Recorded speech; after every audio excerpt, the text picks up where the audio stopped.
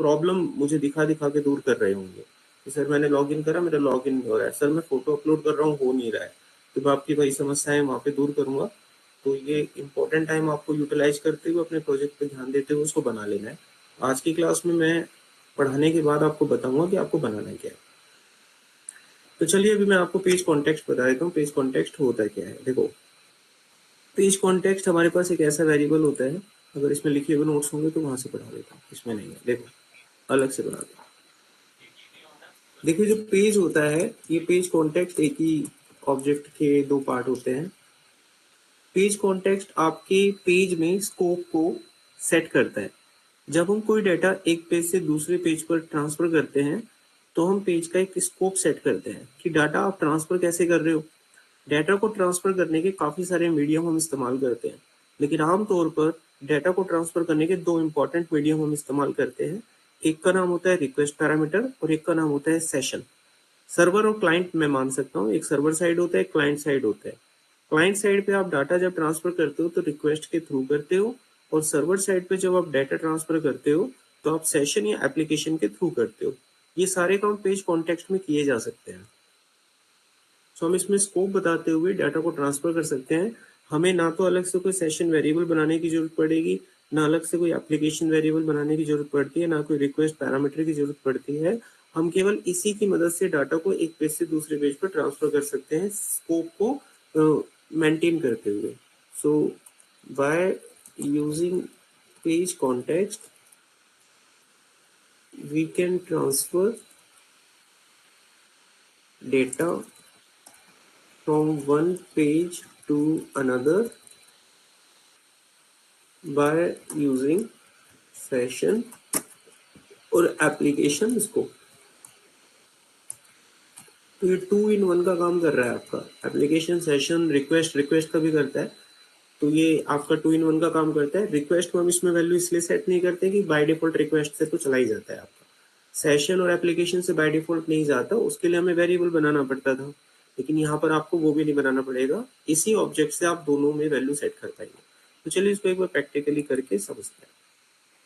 तो यहाँ पर जो एप्लीकेशन आपने बनाई है उसको खोल के रखेंगे, बाकी सबको बंद कर देते हैं।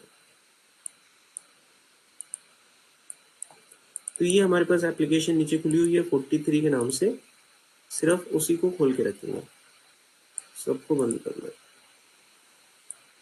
मैं ऊपर से इसलिए बंद कर रहा हूँ ताकि स्पेस बने थोड़ा इसे स्क्रॉल करने के लिए। अब देखिए यहाँ पर मैं आ चुका हूँ। ये मेरे पास एक HTML पेज है, मुझे इसकी जरूरत नहीं है, मैं इसे डिलीट कर लूंगा। अब हम यहाँ पर बनाएंगे एक JSP का पेज। वेब पेज पर जाना है, ऐड करेंगे आप एक JSP पेज। इसको मैं नाम दे दूंगा इंडेक्स। इस पे आपको जो भी लिखना है वो लिख दीजिए, इंडेक्स पेज। उसके बाद हम यहाँ पर बनाएंगे एक डिजाइन करेंगे एक फॉर्म को, उसको हम नाम दे देंगे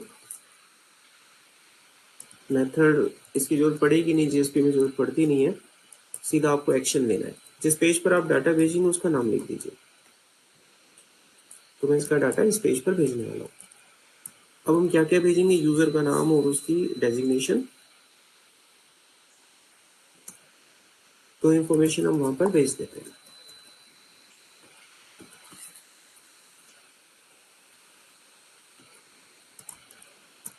अगली लाइन पे जाएंगे, यहाँ पर लिखेंगे डेजिग्नेशन।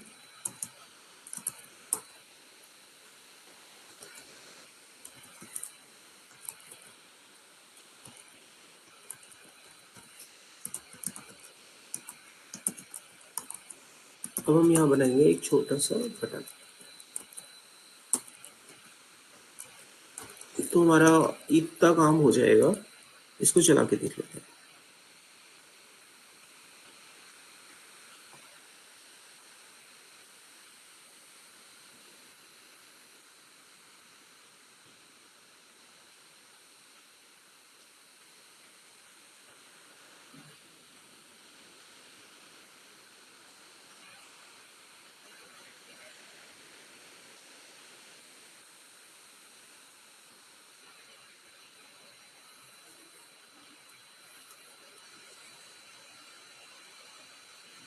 तो हमारे पास फॉर्म हमारा बन के तैयार है।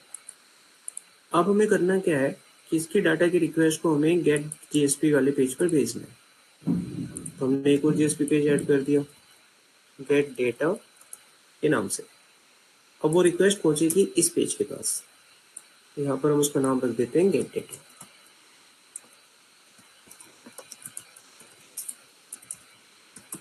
ये हमें वो डेटा निकालना होगा। दो चीजें थी उसके पास, एक था यूजर का नाम और एक थी डेजिग्नेशन। सबसे पहले हम दो स्ट्रिंग वेरिएबल बना लेते हैं, डिक्लेयर कर लेते हैं, मतलब यूजर नेम डेजिग्नेशन। अब हम इनके अंदर वैल्यू असाइन करते हैं। यूजर नेम के अंदर हमने वैल्यू असाइन करनी है। मैंने लिखा रिक्वेस्ट डॉट गेट पैरामीटर और उसका नाम। तो इसके पास यूजर नेम की वैल्यू आ गई, डेजिग्नेशन भी उठा लेंगे।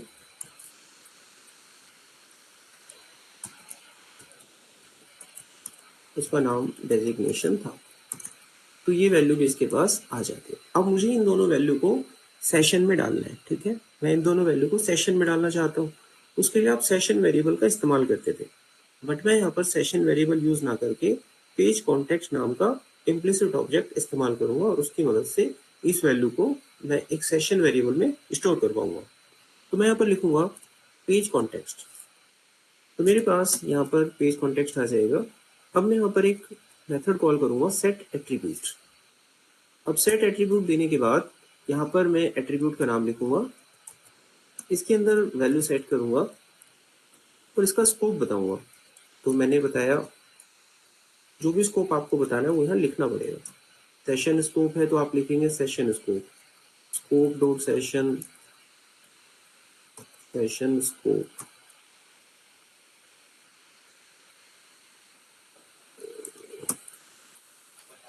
और क्यों लिखा सेशन स्कोप, ऐसा आएगा page context dot session scope, this one, ऐसे लिख देना आप। तो ऐसे करने से क्या होगा कि आपके पेज में जो आपने एक एट्रीब्यूट सेट किया है यूजर नेम नाम से, उसके अंदर आपकी जो वैल्यू होगी वो तो चली जाएगी, लेकिन उसका एक स्कोप भी वो इस पेज में सेट करता हुआ क्रिएट करेगा और वो स्कोप होगा सेशन। मैं यहाँ पर इसे स्कोप को चेंज भी कर सकता था। अगर मैं चाहता तो मैं यहाँ पर लिखता एप्लीकेशन, तो एप्लीकेशन में चला जाता। मैं अगर चाहता रिक्वेस्ट लिखता, रिक्वेस्ट में चला जाता। तो जिसमें भी आप डालना चाहते हैं एक ही से काम हो जाएगा आपका। तो हमने इसको सेशन में डाला है। सेम इसी तरीके से मैं डेजिग्नेशन की वैल्यू को भी यहाँ पर प्रोवाइड कर दूंगा, सेट कर दूंगा। तो हम यहाँ पर लिखते हैं सेम यही चीज,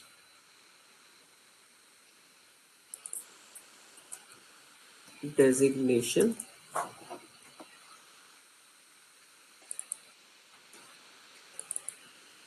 स्कोप इसका मैं सेशन स्कोप ही रहने दूंगा और यहाँ से मैं रीडायरेक्ट कर जाऊंगा अपने इसी इंडेक्स पेज के पास। तो इंडेक्स पेज पर सेम यहाँ से जाने के लिए मैं लिखूंगा रेस्पॉन्स डॉट सेंड रीडायरेक्ट और यहाँ मैंने लिखा इंडेक्स डॉट जेएसपी का पेज। अब ऐसा करने से क्या होगा कि जब आप इस फॉर्म में डाटा डालेंगे तो वो डाटा आपके गेट डाटा वाले पेज पर जाएगा, इन दोनों वेरिएबल की वैल्यू को निकालेगा, सेशन वेरिएबल में स्टोर करेगा और वापस से ये आपके इंडेक्स पेज पर हिट करेगा। जब ये यहाँ पर हिट करेगा तो उन दोनों वैल्यू को मैं इसी पेज पर नीचे की साइड कहीं प्रिंट करवाऊंगा। तो यहाँ पर उन्हें प्रिंट करने के लिए मैं एक काम करता हूँ, एक टेबल बना लेता हूँ।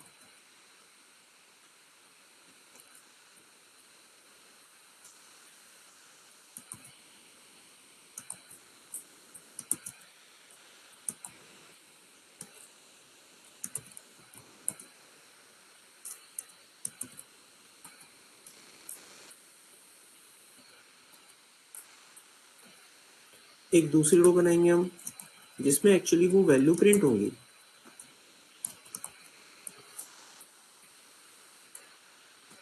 वो वैल्यू यहाँ पर आप स्टोर कैसे करेंगे उसके बारे में देखते हैं।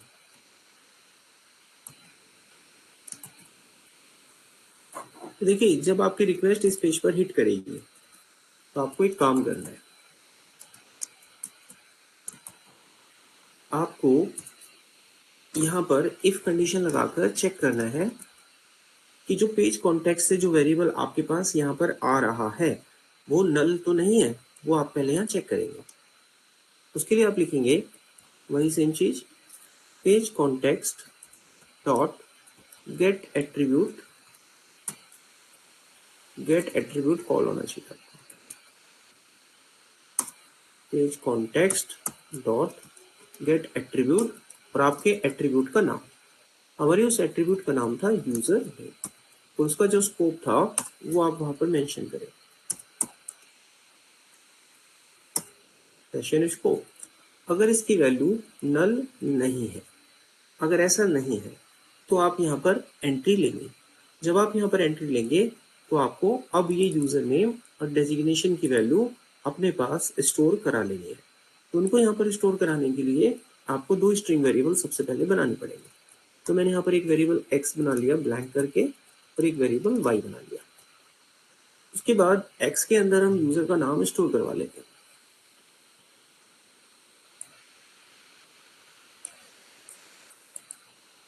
ये मैंने वो सेशन स्कोप दिया, इसको हम यहाँ स्ट्रिंग में कास्ट करेंगे और इसकी वैल्यू को करा लेंगे स्टोर। तो वो जो वैल्यू होगी वो सेशन स्कोप के माध्यम से x वेरिएबल में चली जाएगी। ऐसा ही सेम काम हम डेजिग्नेशन के लिए भी करेंगे। डेजिग्नेशन की वैल्यू आपको जिस वेरिएबल से मिलेगी उसी को आप यहाँ पर लिखें, आपका काम हो जाएगा।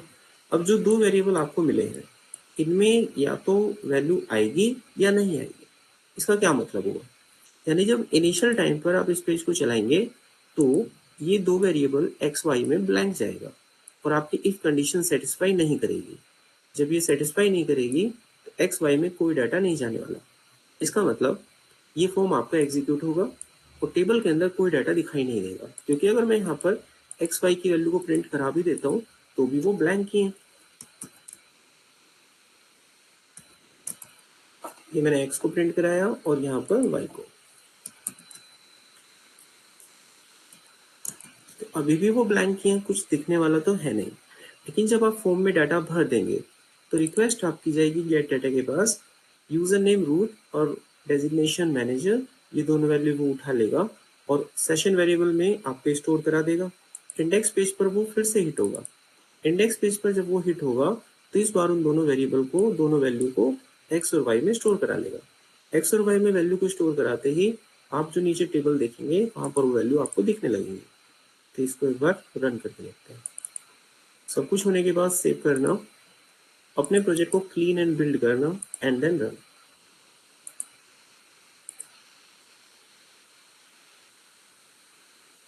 अब हमारे पास टेबल जो दिखाई दे रहा है एकदम ब्लैंक है, इसमें कोई रिकॉर्ड नहीं है। मैं यहाँ पर एक रिकॉर्ड एंटर करता हूँ।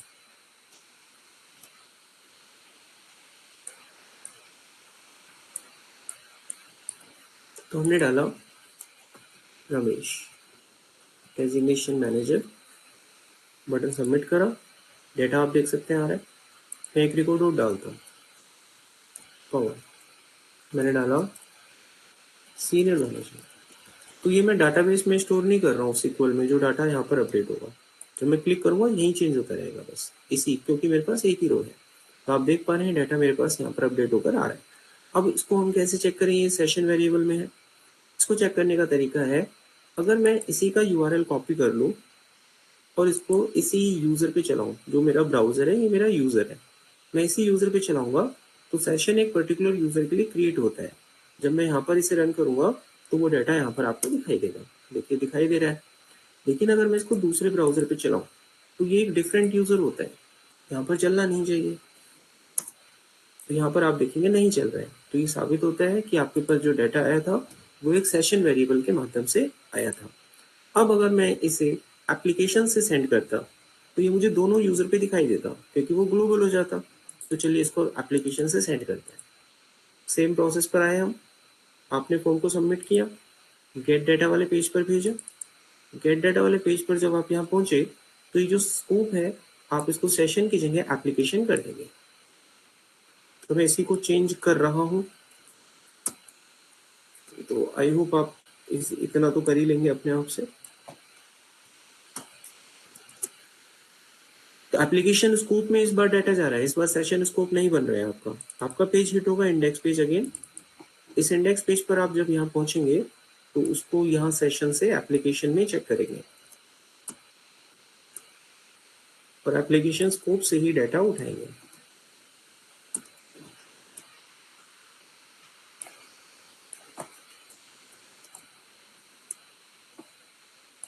आई होप अभी क्लियर है, कोई दिक्कत नहीं है इसमें। एक बार फिर से इसको चलाएंगे। इसको चलाने से पहले फिर से सेव करना है, क्लीन एंड बिल्ड करना है। Now run your application again.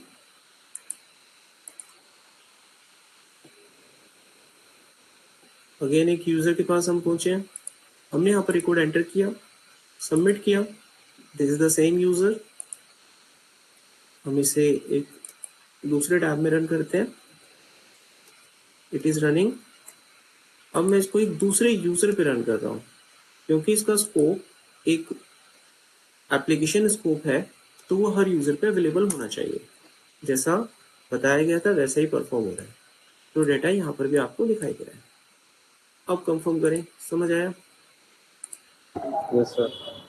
ठीक है, अब हम बढ़ते हैं अपने नेक्स्ट कॉन्सेप्ट में, जिसमें मैं आप लोगों को बताऊंगा जीएसटीएल टैग के बारे में। जीएसटीएल टैग से पहले कॉन्फ़िग एक हमारा ऑब्जेक्ट रहता है, वो भी बताना है। और इससे पहले एक चीज और बतानी है मुझे, जिसमें हम लोग करेंगे, जब आप कोई प्रोजेक्ट बनाएंगे तो प्रोजेक्ट में, जैसे ई कॉमर्स का प्रोजेक्ट है, तो ई कॉमर्स के प्रोजेक्ट में एज ए एडमिन डिपार्टमेंट आपका काम होगा, आपको प्रोडक्ट की एंट्री करानी होगी। जो भी प्रोडक्ट क्लाइंट खरीदेगा या परचेज करेगा, प्रोडक्ट की जब आप एंट्री कराएंगे तो प्रोडक्ट की फोटो भी आपको जो है अपलोड करानी होती है।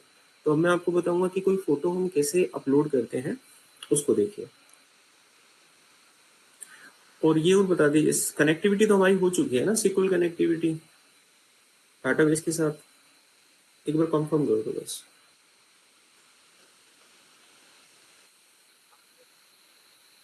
सबनेट पे, अच्छा जावा में कराई थी खाली।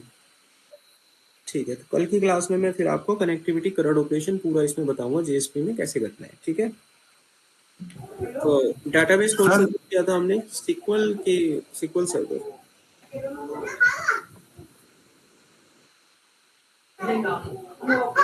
Sir my SQL. My SQL, my SQL. ठीक है, तो फिर हम माई एसक्यूएल को ही यूज करेंगे। ठीक है, चलिए। और किसी को कोई डाउट, कुछ कह रहे हो? सर मेरी क्वेरी थी हाँ कि पूछो। स्कोप डालना मैंडेटरी, अगर स्कोप नहीं डालेंगे तो कोई प्रॉब्लम? स्कोप नहीं डालोगे तो वो रिक्वेस्ट पैरामीटर के माध्यम से ही जाएगा, फिर उसका स्कोप नहीं बनेगा, ना तो वो सेशन में जा रहा है ना वो एप्लीकेशन में जा रहा है। ओके, यानी कि ये हो रहा है, मतलब सेशन वेरिएबल में ही एक तरीके से स्टोर हो रहा है ये, हाँ, जैसा तो सेशन ही ट्रीट हो रहा है ये, हाँ, एज ए सेशन या सेशन ही ट्रीट हो एप्लीकेशन? रहा है। नहीं नहीं, अगर जब आप एप्लीकेशन लिख देंगे तो वो एप्लीकेशन में ट्रीट हो रहा है, सेशन लिख देंगे तो सेशन में ट्रीट हो रहा है। बट यहाँ पर आपको पेज कॉन्टेक्स्ट से ही स्कोप सेट करने का मौका मिल जाता है, आपको अलग अलग वेरिएबल यूज नहीं करने होते। ठीक है सर। तो पेज कॉन्टेक्स्ट बस इसीलिए आपको दिया गया है। आप चाहें तो अपना सेशन वेरिएबल यूज कर सकते हैं अलग से, या फिर आप चाहें तो एप्लीकेशन भी यूज कर सकते हैं जो अलग से दिए गए थे। अब मैं आपको यहाँ पर बताने जा रहा हूँ फाइल अपलोड करने का काम। देखो, जब भी एक क्लाइंट एक अपनी मशीन से किसी फाइल को अपलोड करता है, तो वो जो फोटो होती है या वो जो फाइल होती है, वो हमारी ट्रांसफर कहाँ होती है? वो ट्रांसफर होती है सर्वर पे। तो फाइल जब सर्वर पे ट्रांसफर होती है ना, तो बहुत कुछ यूज होता है उसमें से। देखो क्या क्या यूज होता है। ये है आपकी क्लाइंट मशीन और ये आपकी सर्वर मशीन। यहाँ से आपने एक फोटो अपलोड कराना है, आपने सबमिट बटन दबा दिया, तो यहाँ से जो फोटो आपकी ट्रांसफर होती है, तो फोटो यहाँ से ट्रांसफर होकर आपकी पहुंचती है आपके सर्वर में। तो आपके सर्वर मतलब आपकी मशीन में पहुंचती है। तो ये पहुंचती कैसे है, इसको समझना है, पूरा सिस्टम क्या है ये। तो इस फाइल को यहाँ से यहाँ तक पहुंचाने में आपको कुछ क्लासेस की जरूरत पड़ेगी। तो उनके लिए कुछ जार फाइल चाहिए होंगी आपको। तो वो जार फाइल क्या है जो आपको चाहिए होंगी? एक चाहिए होती है कॉमन आईओ जार फाइल, एक common IO dot file upload jar file, common dot IO jar file. और एक आपको चाहिए होती है फाइल अपलोड जार फाइल।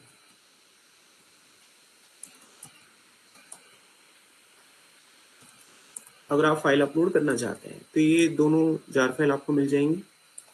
अब होता क्या है, जैसे ही आप बटन सबमिट करते हैं तो आपका जो फाइल है, अगर आपकी मान लीजिए फाइल है 5 MB की कोई फाइल है, तो फाइल डायरेक्ट कभी ट्रांसफर नहीं होती है। फाइल ट्रांसफर होती है पैकेट्स में, यानी छोटे छोटे पैकेट्स होते हैं इस तरीके से। बहुत सारे पैकेट्स बन सकते हैं उसमें, 10, 15, 20।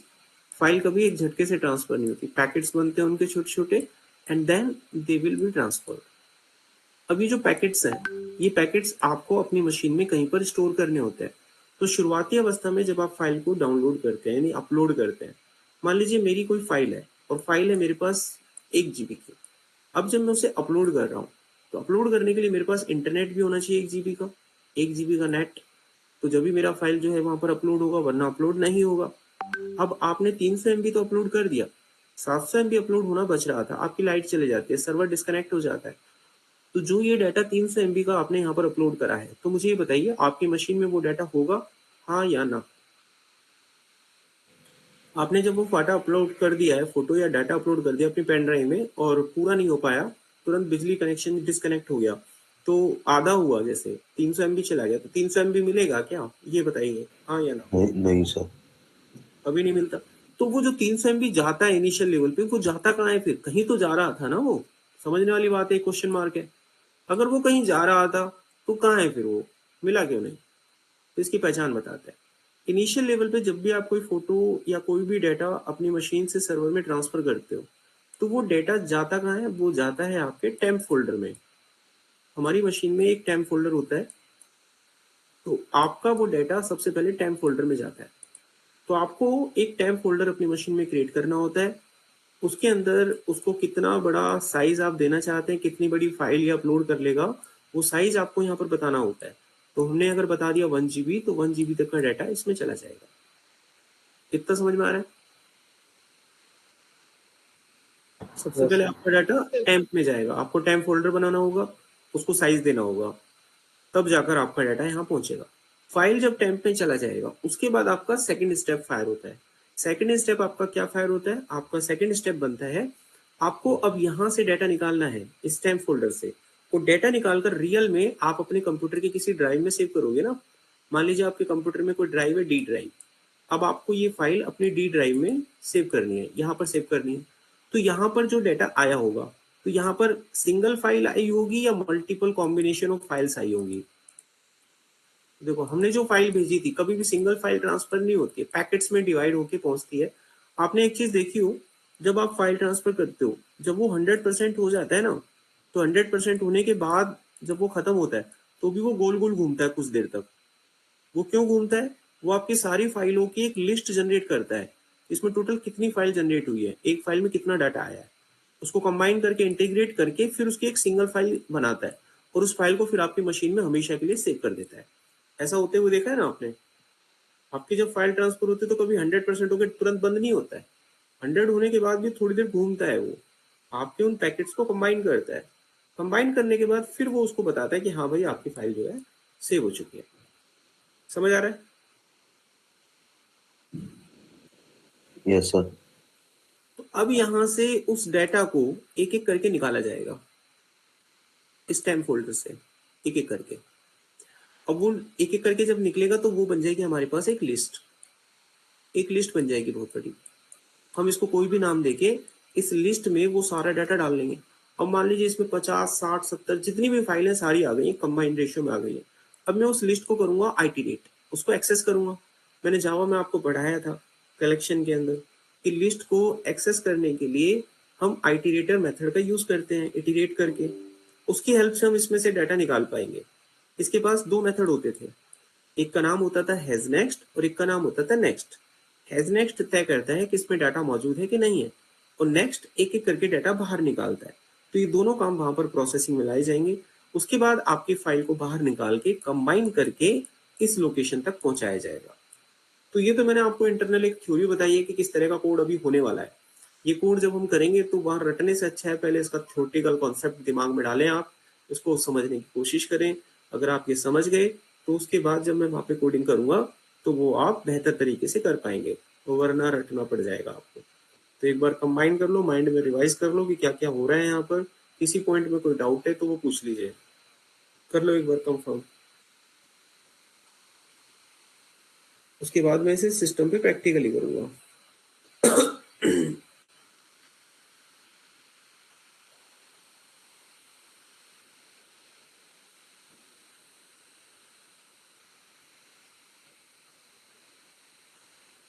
सर एक बार शुरू से बता दो। देखो, जब आप इनिशियल लेवल पे कोई फाइल अपनी मशीन से सर्वर में ट्रांसफर करते हो, तो वो फाइल छोटे छोटे टुकड़ों में डिवाइड होते हुए आपके टेम्प फोल्डर में जाएगी। टेम्प फोल्डर का आप एक साइज मेंशन कर दोगे और उसकी लोकेशन बता दोगे कि ये कहाँ पर है। उसके बाद इस टेम्प फोल्डर से सारा डाटा एक लिस्ट में कलेक्ट कर लोगे। लिस्ट में से एक एक करके सारे डाटा को बाहर निकालोगे और उसको इटरेट करते हुए उस फाइल के डाटा को कंबाइन करोगे और एक पर्टिकुलर लोकेशन पे जहां पर भी आपको फाइल में डाटा राइट करना है वो लोकेशन सिस्टम को बताओगे और यहाँ से डाटा उठा के यहाँ पे राइट करा दोगे। बस डाटा सबसे पहले यहाँ जाएगा, उसके डाटा को लिस्ट में निकालना है, यहाँ से फाइल के डाटा को उठाना है और अपने पर्टिकुलर लोकेशन पे जाके राइट करना है।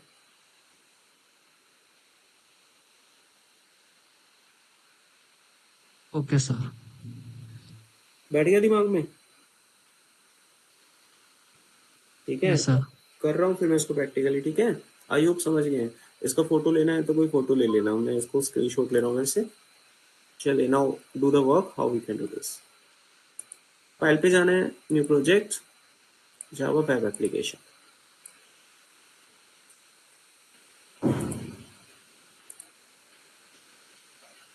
इसके बाद जो भी एप्लीकेशन आपने बनाई है वहां पहुंचे। ये हमारे पास एक HTML पेज है, इसकी जरूरत है नहीं, डिलीट करेंगे हम सीधा। हम लाएंगे यहाँ पर एक JSP पेज। ये मैंने इसको नाम दे देना है।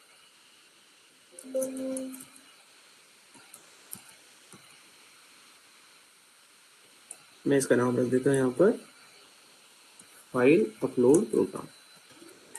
फाइल अपलोड प्रोग्राम, ये मैंने इसको नाम दे दिया। उसके बाद इसको तो मैं बंद नहीं कर देता।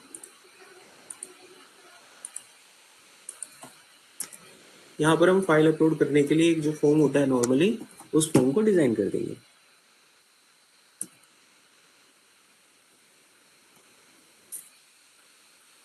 फॉर्म जिस पेज पर आप रिक्वेस्ट भेजेंगे उसका नाम लिख दीजिए।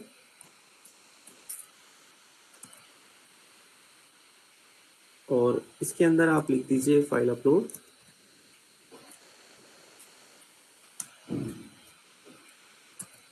यहाँ पर एक फाइल अपलोड का बटन बनाइए।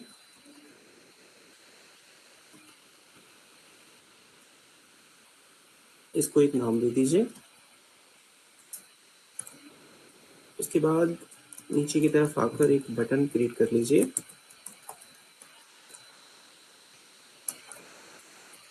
इसको एक नाम दे दीजिए। तो आपका फाइल अपलोड का जो फॉर्म है वो बनकर तैयार हो जाएगा। आई होप सो इतना तो क्लियर है, इसमें कोई डाउट आपको होने वाला है नहीं। राइट क्लिक करके रन करते हैं,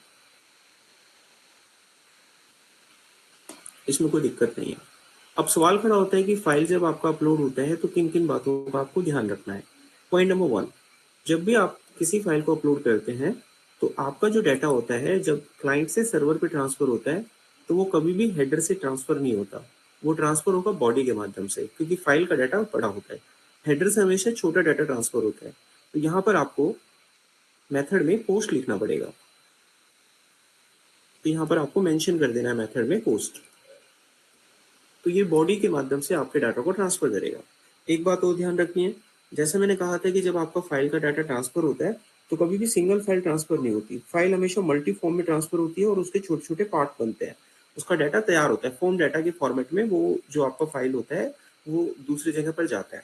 तो यहाँ पर आपको एक और एनकोडिंग टाइप यूज करना होता है और आपको यहाँ बताना होता है कि आप ये वाला फॉर्मेट यूज कर रहे हैं, जिसे हम बोलते हैं मल्टी पार्ट फॉर्म डाटा। ये हमेशा तभी यूज होता है जब आप फाइल को अपलोड करते हैं। ये वाला पोर्शन, ये आपको ध्यान रखना है। जब भी कभी आप किसी फाइल को अपलोड करेंगे तो ये एनकोडिंग टाइप आपको लिखना पड़ता है और मेथड हमेशा पोस्ट रहेगा।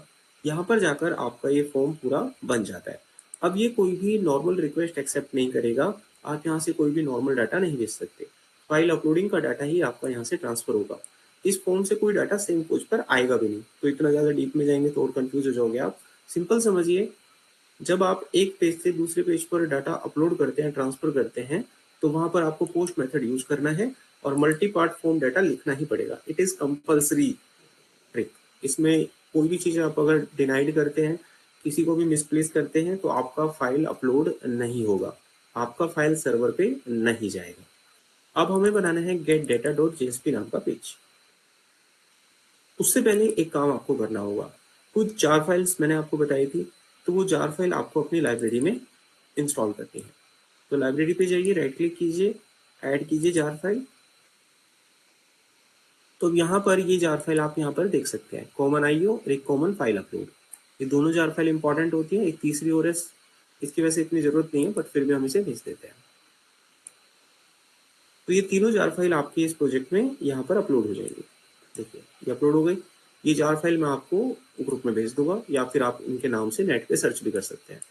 उसके बाद यहाँ पर आपको ये वाला पेज ऐड करना है, जहाँ से आप फाइल को अपलोड करने की कोडिंग करेंगे, गेट डेटा डॉट जेएसपी। यहाँ पर जाइए, राइट क्लिक कीजिए,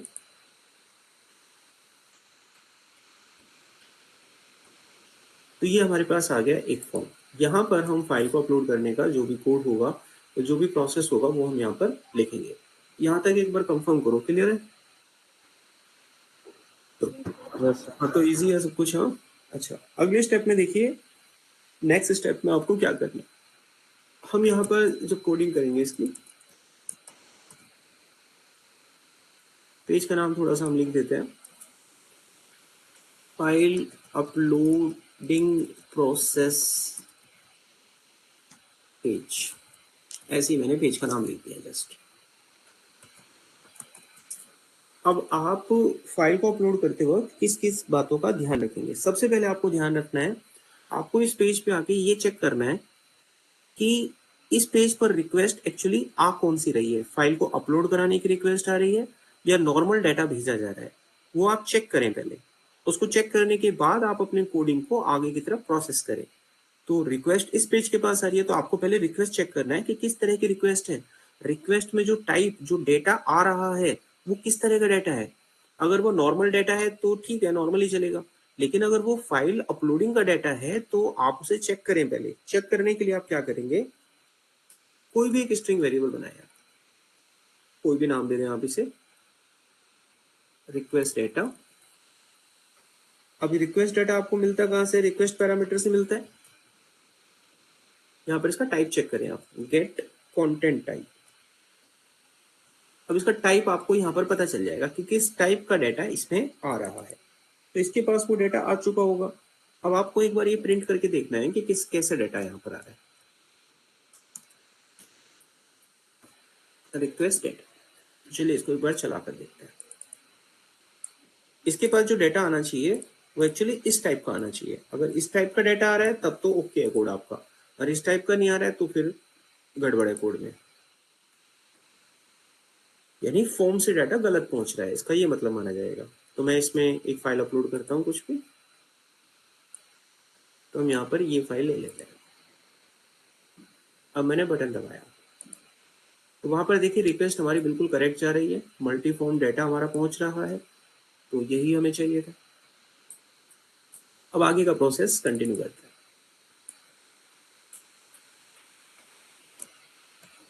अब मैं यहाँ पर एक लॉजिक लगाऊंगा। लॉजिक में हम लिखेंगे कि जो मेरे पास रिक्वेस्ट डेटा है, इसमें अगर उसको कहीं पर भी ये चीज मिले जो वहां पर आ रही थी, दिस वन, अगर उसको इसमें ये चीज कहीं पर भी मिले, कहीं पर भी मिलेगी, तो इंडेक्स क्या निकालेगा? इंडेक्स उसकी वैल्यू निकालेगा 0 या उससे ज्यादा। अगर ऐसी कोई वैल्यू मिलेगी तो ऑब्वियसली ये कंडीशन सेटिस्फाई हो जाएगी। इससे हमें पता चल जाएगा कि फॉर्म को अपलोड करने का, फाइल को अपलोड करने का रिक्वेस्ट यहाँ इस पेज पर भेजा जा रहा है। इस कोडिंग के माध्यम से हम ये चीज पता लगा सकते हैं। ये समझ में आ गया लॉजिक जो हमने लगाया?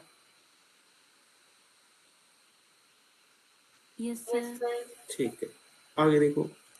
देखो जोर पड़ रहा है तो धीरे धीरे समझ में आ जाएगा, लेकिन कहीं कठिनाई आ रही है, देखो मैं इस कोड को सीधा कहीं से उठाऊं और सीधा डाल दूं, बात वो नहीं है। बात है आपको एक एक लाइन का मतलब समझ में आए, हम लिख क्यों रहे हैं, टाइप हम क्यों चेक करते हैं, रिक्वेस्ट टाइप क्या होता है, multi part form data file upload के लिए इस्तेमाल किया जाता है, इंडेक्स ऑफ मेथड का लॉजिक मैंने यहाँ क्यों लगाया, क्या वजह रही है, हम टेम्प फोल्डर कैसे बनाएंगे, उसमें से एक एक करके फाइल को कैसे उठाएंगे, ये चीज समझना जरूरी होता है।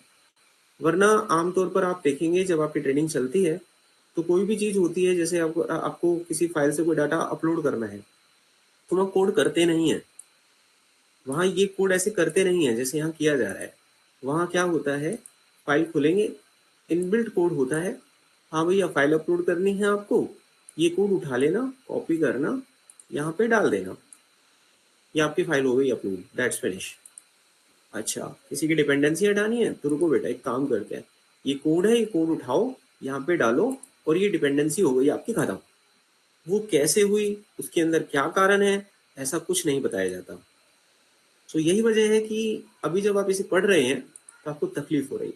लेकिन वही चीज अगर मैं सीधा 4 लाइन का कोड उठा के डाल दिया, ठीक है बेटा फाइल अपलोड हो गई, 2 चीज बदलनी होती है बदल देना, आप भी खुश हम भी खुश, काम खत्म हो गया। लेकिन यही चीज बाद में जब पूछी जाएंगी आपसे कि कंटेंट टाइप हम क्यों यूज करते हैं, कैसे पता चलता है फाइल अपलोड हो रही है कि नहीं हो रही है, टेम्प फोल्डर कैसे क्रिएट करते हैं, तो इसका कोई आइडिया नहीं होता। बस यही रीजन है। अभी तक तो आप यहाँ पढ़े हो इसलिए आपको कुछ अंदेशा नहीं हो रहा है, मेरे बाद जब पढ़ोगे तो थोड़ा आइडिया लगेगा आपको क्या कह रहा था मैं। अभी देखिए नेक्स्ट यहाँ पर, अभी हमने इसको चेक कर लिया है कि भैया हमारे पास जो रिक्वेस्ट आ रही है वो मल्टी पार्ट फॉर्म डाटा की आ रही है, हम यहाँ तक पहुंच चुके हैं। अब नेक्स्ट स्टेप में मुझे टेम्प फोल्डर के बारे में काम करना होगा। यानी इनिशियल लेवल पे जब आपकी फाइल अपलोड होती है तो उसके लिए हमें अपनी हार्ड डिस्क में स्पेस बनाना होगा।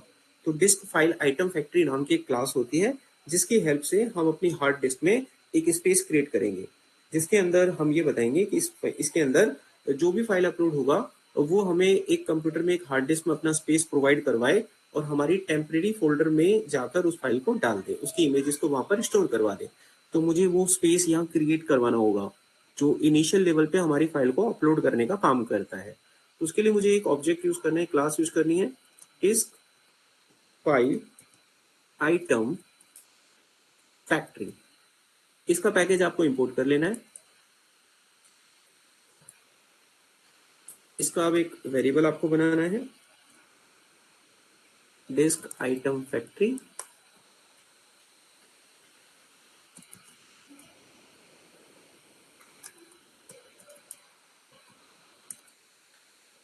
अब आपका एक ऑब्जेक्ट यहाँ पर बन जाएगा। इसके अंदर आपको साइज सेट करना है कि भाई कितना बड़ा साइज आप इसमें डाल सकते हैं किसी फाइल का।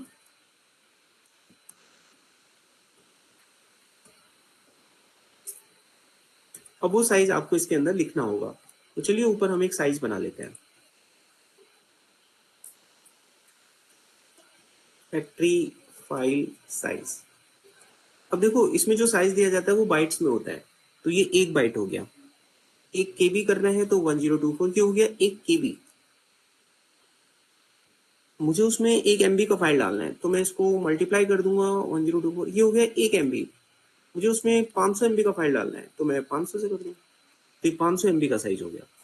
अब ये जो वेरिएबल मैंने बनाया है इसको हम यहाँ पर डाल देंगे।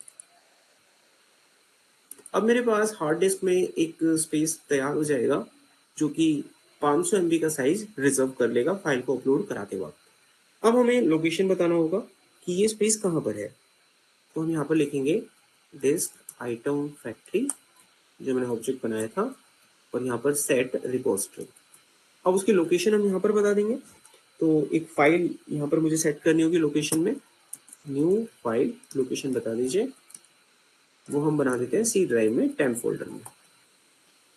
तो हमारा जो टेम्परेरी फाइल जो हमारा स्टोर होगा वो यहाँ पर स्टोर होगा। इसका पैकेज इंपोर्ट कर लेंगे हम। तो इतना काम हमारा हो गया है। बच्चों यहाँ तक कंफर्म कर लो, वरना लास्ट में आ जाएगा ना शब्द वंस मोर, तो पूरा एक दिन खा जाएगा, ये दोबारा बताना पड़ेगा मुझे यहाँ से ना। तो रिकैप टाइप में यहाँ तक की कोडिंग एक बार देख लो, समझ लो, कोई दिक्कत है तो पूछ लो, कंफर्म करते रहो बस। यहाँ तक ओके है? आपकी तरफ से आवाज ना आने का कारण माना जाएगा समझ नहीं आ रहा है, फिर मेरे को मजबूरन पीछे जाना पड़ेगा, आगे बढ़ नहीं पाऊंगा फिर मैं। That's my point. समझ पा रहे हो यहाँ तक क्या क्या हुआ है? Yes sir. Yes, sir. ठीक है, ठीक है, अब ठीक करवा देंगे। आगे देखिए। ठीक अभी है। अब हमारे पास नेक्स्ट पॉइंट यहाँ पर आता है कि जहां पर अब हमें फाइल को अपलोड करवाना है, फाइल को हमें अपलोड करवाना है रियल में, हकीकत में। तो वो जगह भी हमें बतानी पड़ेगी कि वो कौन सी जगह है, और उसमें जो रियल में जो हमारी फाइल अपलोड होगी वो कितने बड़े साइज की होगी। यानी कि जो फाइल आप अपलोड कराओगे रियल में वो आएगी कहाँ से, वो आपकी इस कंट्रोल से आएगी। तो यहाँ से जो फाइल आएगी वो कितने साइज की हो सकती है मैक्सिमम, वो भी आपको बताना पड़ेगा। हमने स्पेस में तो जगह बना ली, यानी कि एक हमने जगह तो बना ली कि इतनी बड़ी जगह इसमें इतना साइज डाटा आ सकता है, लेकिन जो डाटा आएगा वो भी तो हम डिसाइड करेंगे कितना बड़ा डाटा यहाँ पर ला सकते हैं मैक्सिमम, तो वो डाटा भी बताना पड़ेगा। तो उसके लिए मैं यहाँ पे लिखूंगा सर्वलेट फाइल अपलोड नाम के क्लास का यूज करेंगे, सर्वलेट फाइल अपलोड।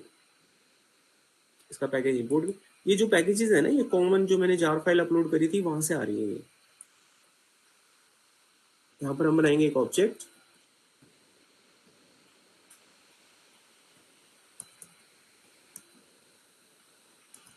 और इसको कनेक्ट कर देंगे अपने इस ऑब्जेक्ट से।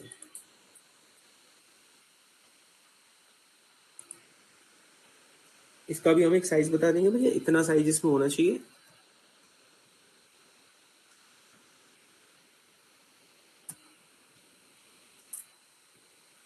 इसका साइज भी मैं यही वाला रखूंगा। तो यहां तक हमने जो है काम अपना कर लिया है। अब जो रियल में जो फाइल आपकी जा रही है वो इस वाले वेरिएबल के माध्यम से जा रही है। ये है वो वेरिएबल जब आपको बताया गया था कि ये क्लाइंट मशीन है और ये सर्वर मशीन है, यहां से फाइल आपके ट्रांसफर हो रही है। तो रियल में जिस वेरिएबल के माध्यम से फाइल ट्रांसफर हो रही है ये वाली, उस वेरिएबल का नाम अपलोड है। और ये फाइल ट्रांसफर होकर जा रही है जो जिस फोल्डर में, वो एक्चुअली आपका टेम्प है, यहाँ पे जा रही है। ठीक है, ये अपलोड ये है, ये आपकी फाइल लेके जा रहा है, तो टेम्प में स्टोर करवा रहा है, इनिशियल लेवल पे टेम्प में चिपका रहा है इस फाइल को। अब आगे बढ़ते हैं। अब आपको यहाँ पर आने के बाद सबसे पहले उसमें से जितना भी फाइल का डाटा है वो निकालना पड़ेगा। आपकी फाइल का डाटा पूरा निकालना पड़ेगा। अपलोड में है वो पूरा फाइल का डाटा, उसको निकालो, लिस्ट में डाल लो। जितना भी डाटा अपलोड हुआ है उसको लिस्ट में डाल दीजिए आप। एक लिस्ट वेरिएबल लिया, यहाँ पर हमने लिख दिया फाइल पार्ट डेटा, एक वेरिएबल बनाया जस्ट। इसका भी पैकेज आपको इंपोर्ट कर लेना है, यूटिल पैकेज होता है।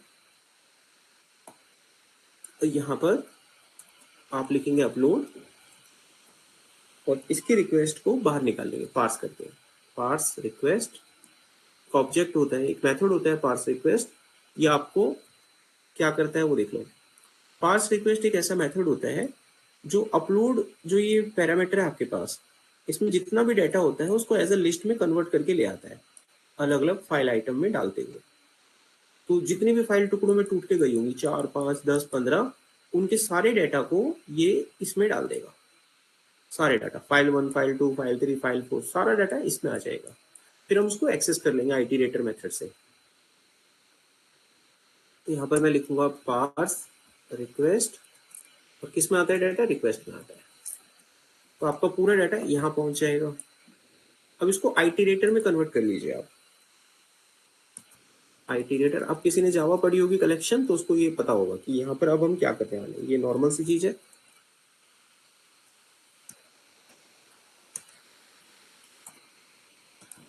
तो ये मैंने आइटरेटर में इसको कर लिया है कन्वर्ट। इसका पैकेज इंपोर्ट कर लेंगे। इतना काम हमारा हो गया। अब इसके पास है वो सारी फाइलें, इसको करेंगे हम एक्सेस। यहाँ पर हम लिखेंगे itr.hasNext।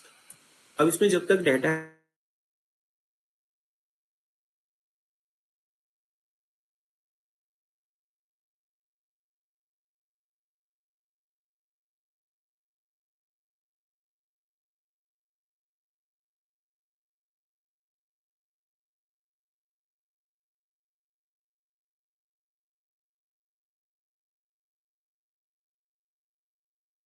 टाइप का होता तो ऑब्वियसली वो स्ट्रिंग वैल्यू मेरे को निकाल के देता।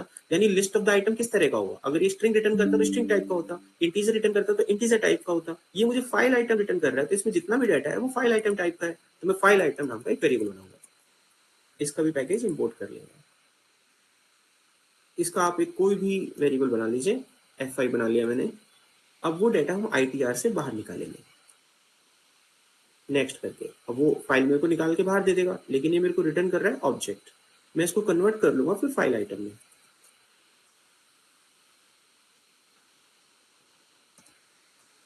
अब मेरे पास वो फाइल रियल में यहाँ पहुंच चुकी है।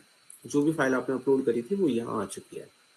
अब इस फाइल को बस मुझे लिखने का काम करना है, राइट करना है। अब राइट कहाँ करनी है, लोकेशन भी तो बताओ आप अपने कंप्यूटर में कि भैया फाइल को एक्चुअली पहुंचाना कहाँ चाहते हो, लोकेशन बताओ। बिना लोकेशन बताए तो ये काम नहीं करेगा, आपको लोकेशन बताना पड़ेगा। सबसे पहले जो भी फाइल आपने यहाँ से अपलोड करी है, यहाँ से जो भी फाइल आपने अपलोड करी है, यहाँ पे जो भी फाइल आती है आपकी, कहाँ गया, यहाँ पर देखिए। जब आप कोई फाइल डालते हैं ना,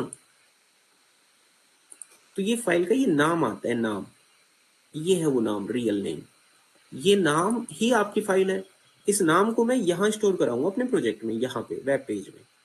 मुझे यहाँ पे वो नाम स्टोर करना है, तो मुझे वो फाइल का नाम उठाना पड़ेगा पहले तो। यहाँ पर हम एक स्ट्रिंग वेरिएबल लेंगे,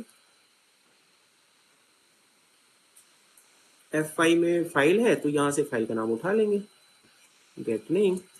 तो फाइल का नाम मेरे को यहाँ मिल गया, tiger2.jpg जो आया था ना, वो मुझे इस वेरिएबल में मिल जाएगा। अब इस वेरिएबल में जो नाम आया है उसको मैं यहाँ पे स्टोर करवाऊंगा अपने प्रोजेक्ट में। तो इसकी लोकेशन उठाऊंगा मैं यहाँ से कि मेरे प्रोजेक्ट की लोकेशन क्या है।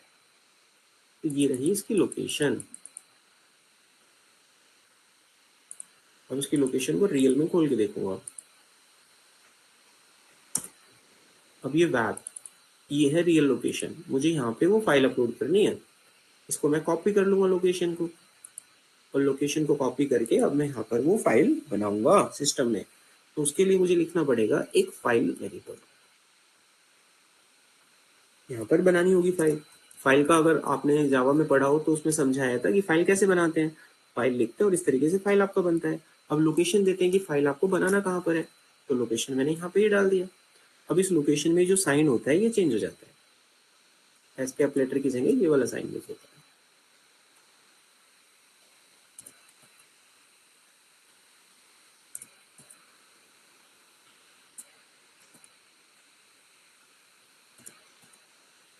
ये लोकेशन। अब जो फाइल आपको अपलोड करनी है उसका नाम बता दो यहाँ पे, उसका नाम है फाइल नेम, दैट्स फिनिश। अब ये जो मैंने फाइल वेरिएबल बनाया है इसको मैं ग्लोबली डिक्लेयर करूंगा बाहर, यहाँ नहीं करूंगा। तो यहाँ से इसको हटा दूंगा, बाहर डिक्लेयर कर दूंगा ऐसे। कोई दिक्कत नहीं आएगा इसमें, ठीक है। अच्छा एक मिनट देना, कॉल आ रहा है किसी का। Hello hello.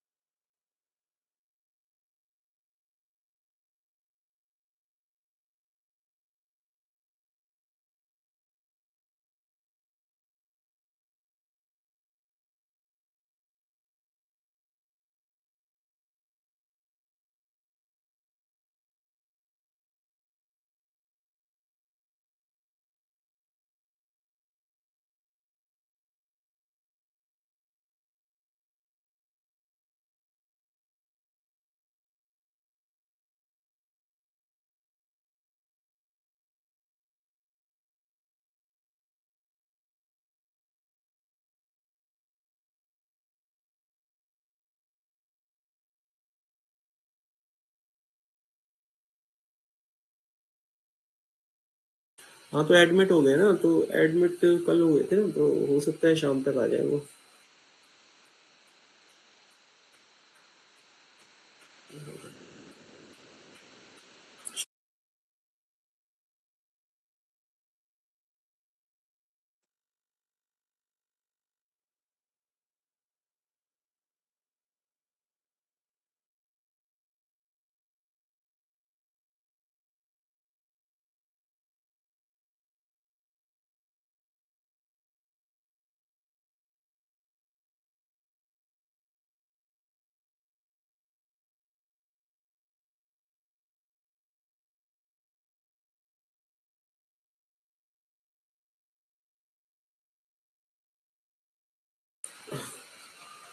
ओके बच्चों, देखो अभी वापस से ठीक है। तो मैंने यहाँ तक ये कोड कर लिया था, ठीक है। तो मैंने फाइल की लोकेशन भी बता दी कि भैया इस जगह पर मैं अपनी फाइल को अपलोड करने वाला हूँ। अब बस जाके मुझे फाइल राइट करनी है, तो मैं फाइल राइट कर दूंगा। अभी देखो fi.write, fi.write। कौन सी फाइल पे राइट करना है, f पे करना है। बस मेरी फाइल अपलोड हो जाएगी इस जगह पर, मेरे प्रोजेक्ट में अपलोड हो जानी चाहिए वो। अब मैं बस एक मैसेज लिख दूंगा कि भाई देखो मेरी फाइल जो है अपलोड हो चुकी है। बस हम क्या दिखाएंगे, यहाँ पर एक मैसेज दिखा देंगे, out.println, यहाँ पर मैं लिख दूंगा फाइल अपलोडेड। तो इतना बड़ा कोड है, आपको फाइल अपलोड करने के लिए करना पड़ेगा। ठीक है, आपको अब इस कोड की एक एक बारीकी मैं बता चुका हूँ। बाद में भविष्य में जब आप इसे यूज करेंगे तो इसको सीधा कॉपी करना है, पेस्ट करना है, और लोकेशन में जहां जहां चेंज करने हैं वो रख देना। मेन इंपॉर्टेंट चीज आती है इंटरव्यू में, जब पूछा जाता है इनके मतलब के बारे में। तभी आपसे अगर प्रोजेक्ट वो इनबिल्ट खोल के पूछते हैं तो अब इनका मतलब बता चुके हैं। वीडियो आपको मिल जाएगा, वीडियो को देख के आप रिवाइज कर लेना इनके मतलब क्या होता है, हमने क्यों यूज करी है लाइनें, और आप कंप्लीट कर सकते हैं इसे। चलिए अब इसको चला के देखते हैं काम कहाँ तक हुआ, चल भी रहा है कि नहीं चल रहा है। पहले भी जब मैंने एक बार किया था तो 2-3 बार में चला था, एक बार में नहीं चला था। ये आपका कोड है, अब चल जाना है। चाहिए चल गया तो रन करते हैं। क्लीन एंड बिल्ड करेंगे पहले, देन रन करेंगे। कोई मिस्टेक नहीं हुई होगी तो चल जाएगा। अब हम यहाँ पर एक फाइल अपलोड करते हैं। यहाँ पर मैंने फाइल ले लिया, मान लीजिए laptop1.jpg, ये मैंने अपलोड करा। यहाँ पर एक मैसेज तो आ चुका है, फाइल अपलोडेड। हम उसे चेक करेंगे, आप देखेंगे वो फाइल यहाँ पर भी अपलोड हो चुकी है। सो जो हमारा मेन मकसद था वो हमने पूरा कर लिया। फाइल यहाँ पर आ चुकी है, आप देख सकते हैं आपके प्रोजेक्ट में। So this is our content. तो इसी तरीके से आप अपने प्रोजेक्ट में कोई भी फोटो, कोई भी फाइल की बात कर रहा हूँ, केवल फोटो की बात नहीं कर रहा हूँ, ये किसी भी फाइल को अपलोड करा सकता है। जैसे कि कोई टेक्स्ट फाइल ही क्यों ना हो आपके पास, देखते हैं, डेस्कटॉप पे जाते हैं। यहाँ पर ये मेरे पास कोई पीडीएफ पड़ी हुई है, ये मैंने ओपन किया, अपलोड कर दिया, फाइल अपलोडेड। आप देखेंगे वो फाइल भी अपलोड हो जाएगी। देखिए हो गई अपलोड। आप किसी भी तरह की फाइल को अपलोड कर सकते हैं। प्लीज कंफर्म करें, समझ आया हो तो। Yes sir. सर एक डाउट है। हाँ बोलो। सर जैसे कि अगर मान लो कोई फाइल अगर 1 KB की है तो सर वो हाँ, उसको भी उसी तरह करेगी, फाइल सेम अपलोडेड होगी उससे इसी तरह। कोई, आपने मैक्सिमम साइज 1 GB दे दिया, 500 MB दे दिया है ना। अब 500 MB में 1 KB तो बड़े प्यार से आएगा, क्या दिक्कत है। Okay sir. कई बार आपने देखा हो ना, जब प्रोजेक्ट वगैरह में होते हैं तो वहां पर लिखा होता है कि भाई मैक्सिमम 5 MB की फाइल अपलोड करें, उससे ज्यादा की ना करें, लिखा होता है ना। तो आप भी कर सकते हैं इस काम को। आप वहां पर अपनी कोडिंग में 500 की जगह 5 कर दीजिए, और वहां पर अपने प्रोजेक्ट में जैसे प्रोजेक्ट बना रहे हैं साइड में लिख दो भैया मैक्सिमम 5 MB फाइल। अब मैं यहाँ पर लिख सकता हूँ साइड में ना कि मैक्स 500 MB। तो जब इस प्रोजेक्ट को कोई चलाएगा तो उसको दिखेगा ना वहाँ पे कि भैया मैक्स 500 MB का जो फाइल है वो आप डाल सकते हैं ऐसे। अब कोई ओके बंदा यहाँ सर। पर उससे बड़ी फाइल लाएगा तो अपलोड ही नहीं होगा, वो एरर दे देगा। ऐसे ही वो करके वहां पे लिख देते हैं मैक्स 1 KB, और 1 KB के हिसाब से कोड करते हैं वो। ओके ना, तो ये ओके चीज सर। आपको करनी है। फाइल अपलोड आपका हो गया है। सर एक आप क्वेश्चन था सर। बोलते जाओ। सर इसमें आपने मेथड पोस्ट दे दिया तो आप कहते हैं बाय डिफॉल्ट वहाँ गेट होता है, हम्म तो वहाँ पोस्ट हमें कैसे पता चलेगा मेथड का? जब आप यहाँ पर पोस्ट देते हैं जेएसपी पेज में, हमें कभी भी पोस्ट और प्री, क्योंकि कोडिंग तो होती नहीं, लिखना नहीं पड़ता। लेकिन जब आप कोई मेथड देते नहीं हो, कुछ लिखते नहीं हो, तो वो उसको हमेशा क्या होता है, दूसरा गेट गेट के माध्यम से लेके जाएगा। लेकिन अगर आपको कोई डाटा पोस्ट के माध्यम से लेके जाना है तो बस आपको मेथड पोस्ट लिखना है यहाँ पे। वहां पर गेट करने के लिए, पोस्ट करने के लिए वहां पर मेंशन नहीं करना है आपको डू गेट डू पोस्ट। बस आपको यहाँ लिख देना है, वो ऑटोमेटिकली उसको ठीक वहां है। क्रिएट कर लेता है। अब आपने ओके, यहाँ तो पोस्ट एक लिखा और है तो चीज आपका थी डाटा सर। पोस्ट के माध्यम से ही जाएगा। हाँ एक बोलो। और चीज सर पूछनी थी कि हाँ। अगर हमें जैसे फाइल अपलोड ही करी है और हम्म, इसके साथ मतलब एक और यूजर का नाम भी भेजना हो और फाइल अपलोड 2 पैरामीटर भेजने हो, तो एक सारा कॉमन डाटा जा फर्स्ट। सकता है, सारा डाटा जा सकता है, नो इश्यू। आपने फाइल अपलोड करा दी ना इसके माध्यम से। हाँ। अब आपको दूसरा, जैसे कोई और दूसरा डाटा है वो भी आपको भेजना है, तो वो दूसरा डाटा यहाँ बना लीजिए, भेज दीजिए, वो भी जाएगा। नॉर्मल आपका डाटा तो जाएगा ना, इनपुट टेक्स्ट नाम वाम, उसको आप हाँ। रिक्वेस्ट डॉट गेट पैरामीटर से उठाएंगे, उसमें क्या इशू है। ठीक है वो तो नॉर्मली चलेगा आपका जैसे चलता है। फाइल अपलोड के लिए ये वो भी बहुत अच्छा मल्टी पार्ट फॉर्मेट में फॉर्म डेटा के फॉर्म में हो जाएगा ना वो भी? डालते रहो यहाँ पे, उसमें कोई इशू नहीं है, वो ले लेगा आपका। डाल के देखना आप, यहाँ पर लिखिए, यहाँ पर input type name email gender भेजिए, वहाँ पे जाएगा वो। उसको नॉर्मली उठाइए आप, request dot gate parameter, request dot gate parameter. Okay, वो तो फॉर्म डेटा में नहीं होगा ना, ये पूछ रहा था मैं। ना ना ना ना, फॉर्म डाटा में नहीं होगा, लेकिन आप फाइल को अपलोड करके भेज रहे हैं फॉर्म डाटा में, और दूसरा डाटा भी अगर आपको भेजना है तो यहाँ लिख सकते हैं। ठीक है और उसकी कोडिंग को जब आप वहाँ पर मेंशन करेंगे ना, तो उसको इसके अंदर नहीं लिखेंगे आप, इसके अंदर, ठीक क्योंकि है। उसको मल्टी पार्ट से मतलब नहीं है। उस डाटा को तो आप यहाँ पर पहले ही निकाल के बाहर निकाल लेंगे। जैसे उस ओके बंदे का नाम निकालना है तो वेरिएबल लिया, रिक्वेस्ट हाँ, डॉट गेट वेरिएबल है लिखा, रिक्वेस्ट डॉट उसके गेट बाद पैरामीटर के थ्रू। हाँ, वो सारा वेरिएबल ले लेना है। फिर उसी चीज को फिर डाटाबेस में स्टोर करा देते हैं हम लोग, आपका डाटा चला जाता है। ठीक है यहाँ तक? Okay okay sir. अब मैं आपको बताता हूँ कि ये तो बात हो गई अपलोड करने की। कई बार क्या होता है, कुछ फाइल लिखी होती है प्रोजेक्ट में, किसी व्यक्ति का नाम आ गया और उसका रिज्यूम साइड में लिखा हुआ है, और उसके साइड में एक बटन बना हुआ है डाउनलोड का। जब आप क्लिक करते हो तो उसका रिज्यूम जो डाउनलोड हो जाता है कि नहीं होता? देखा होता आपने? कंफर्म होता है कि नहीं होता? देखा है? देखा है सर। Yes.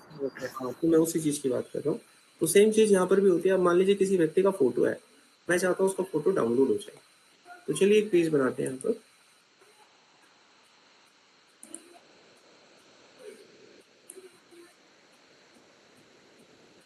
प्रोजेक्ट में इसी में पेज बना देता हूँ एक नया।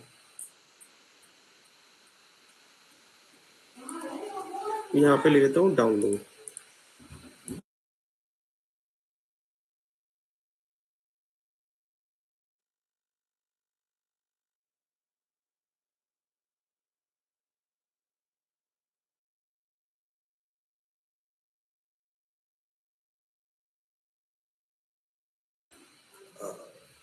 अरे यार 2 मिनट के लिए वेट करना, मम्मी आ गई थी। 1 बजे के आसपास आऊंगा नीचे, तब लूंगा लंच वगैरह। देखो अभी यहाँ पर मैंने यहाँ पे लिखा डाउनलोड।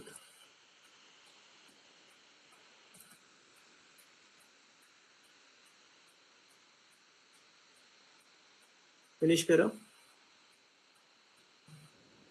और ये हम डाउनलोड पेज बना रहे हैं, एक डाउनलोड पेज। तो बनेगा कैसे, देखो। सबसे पहले हम क्या करते हैं, यहाँ पर एक फोटो क्रिएट कर लेते हैं सिस्टम पे। अब फोटो ये सारी हैं, कोई भी एक फोटो लगा लेते हैं। डाउनलोड करना है मुझे, तो हम इसमें ये वाला फोटो ले लेते हैं। इसकी विड्थ और हाइट मेंशन कर देते हैं।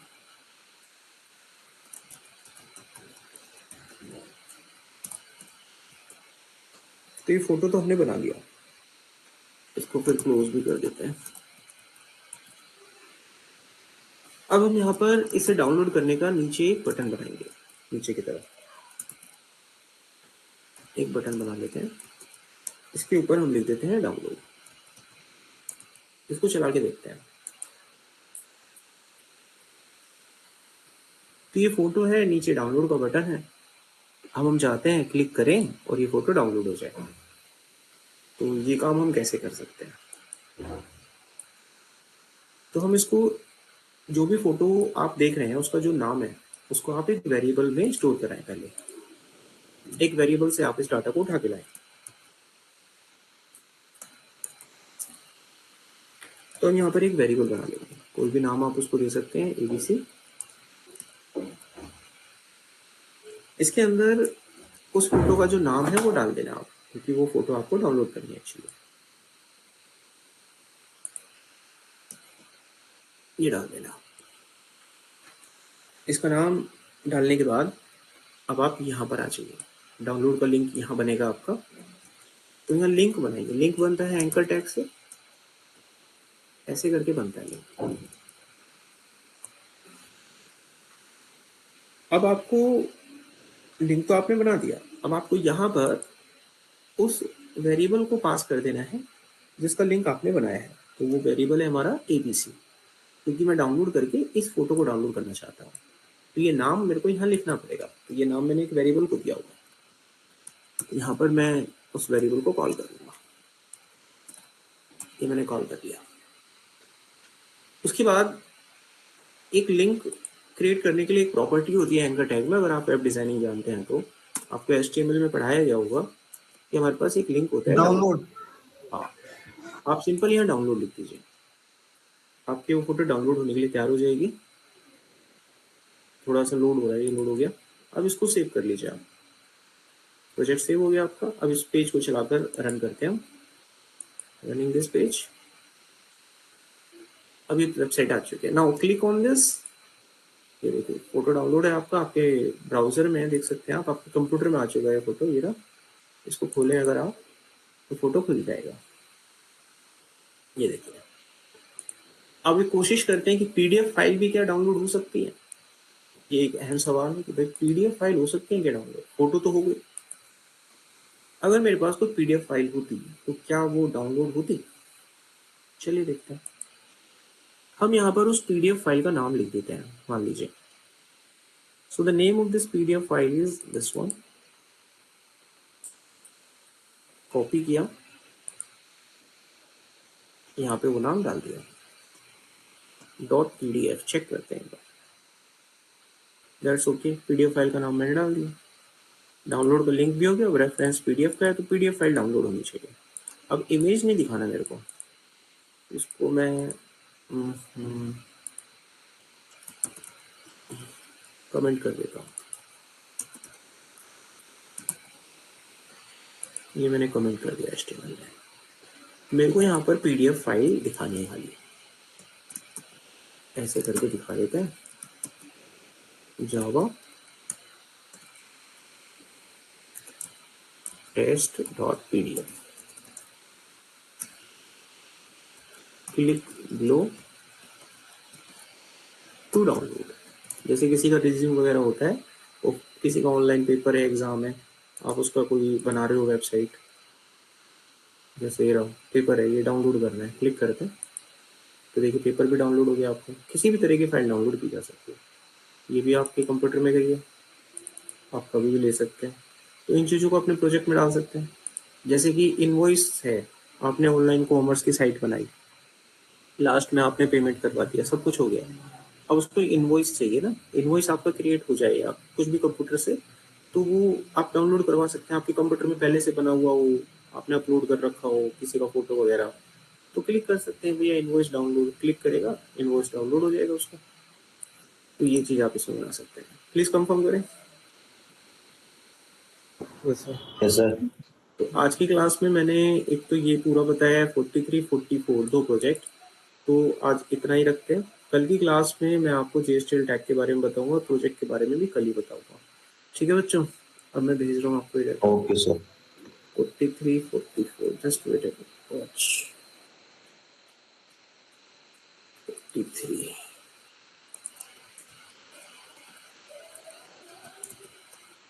अब मेरे को ना ग्रुप में अभी टाइम है, 10 मिनट है आपके पास, है ना, ग्रुप में लिख के भेजो कौन कौन बच्चा 2:30 बजे का बैच ज्वाइन कर रहा है, फिर मैं वो डिटेल ना आगे भेजता हूँ आप लोगों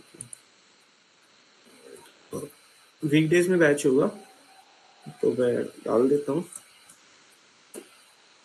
सर किसी और टाइमिंग पे नहीं है? दोबारा बनेगा वो बता देंगे, अभी जो है वो बता रहा हूँ फिलहाल ना, दोबारा भी बनेगा तो वो बता दूंगा मैं आपको ना। अभी वीकडेज वाले जो भी कर सकता है ज्वाइन वो कर ले, कोई दिक्कत नहीं है। बाकी जो नहीं कर सकता फोर्स नहीं है, दूसरा कोई बैच बनेगा तो उसमें बताऊंगा मैं आप लोगों को। ट्यूसडे टू फ्राइडे होगा 2:30 पे, और ये स्टार्ट होगा 6 से। Kusum, are you there?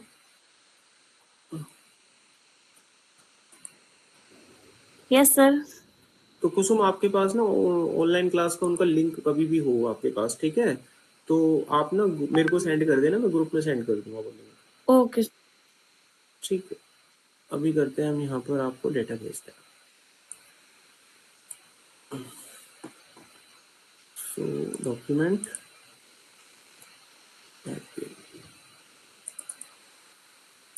मैं इनको दोनों को एक साथ भेज रहा हूँ मर्ज करके।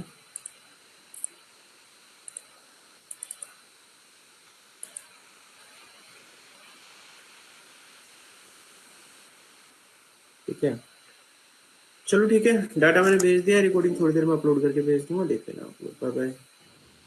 ठीक है सर। सर जार फाइल भी सेंड करनी थी। अच्छा एक मिनट, ये सुचालक बच्चे हैं, क्या बोलते हैं, जागरूक बच्चे हैं हमारे। आप लोग तो भूल ही गए थे अभी। डाउनलोड अभी सर वो फाइल, प्रोजेक्ट में एक्सट्रैक्ट करते हैं ना, तो वहां पे मिल जाती है जार फाइल। कई बच्चे ढूंढ ही नहीं पाते हैं, मेरे पे दोबारा कॉल आती है, अभी दे के नक्की करता हूँ ना। सॉफ्टवेयर, जावा सॉफ्टवेयर, जार फाइल, ये रही।